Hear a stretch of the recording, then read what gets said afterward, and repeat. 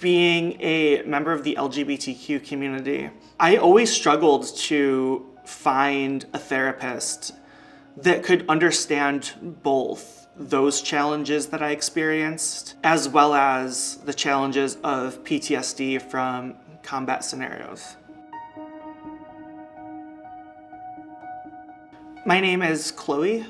I am an Army veteran, and I served as an infantry officer and a military intelligence officer between 2006 and 2022.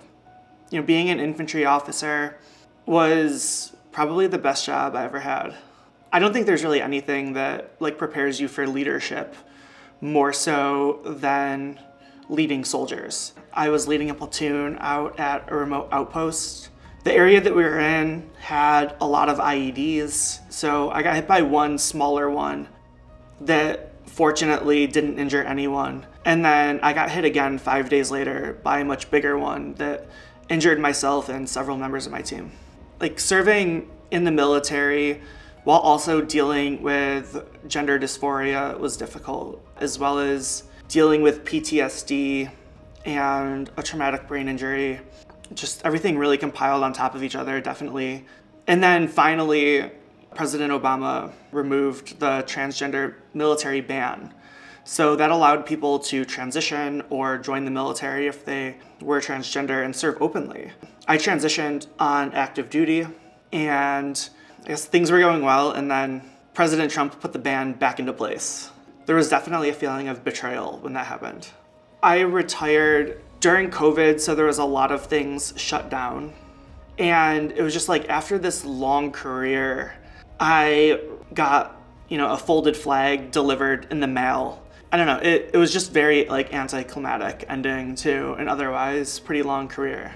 Between my PTSD and my traumatic brain injury, my depression and anxiety, I found myself in a position where I was having suicidal ideations, and I think my mental health at that time impacted a lot of areas of my life. I reached out to the Wounded Warrior Project.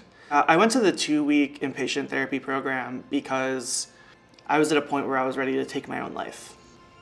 It's probably the best thing I ever did. It saved my life. Through therapy, I've learned to really work through the logic of some of the assumptions I have about myself and the situation that I'm in. I was officially diagnosed with major depressive disorder, anxiety, traumatic brain injury.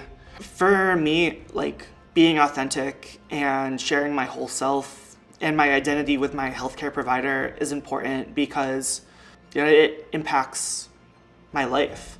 Everyone has their own unique challenges. I'm a really big sports fan. I grew up playing sports, watching sports. I've got friends that I watch different teams with, and I think it's important to have some sort of activity that you do with others. Since I began mental health treatment, I've seen an improvement in relationships with friends, coworkers, family members.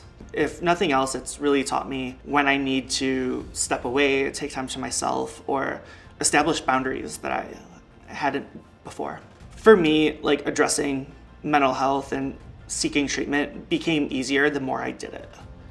And I think it was so hard at first because it wasn't a part of my normal healthcare regimen. I'd encourage any service members or veterans to treat their mental health the same way they treat their physical health and make it a normal part of your routine.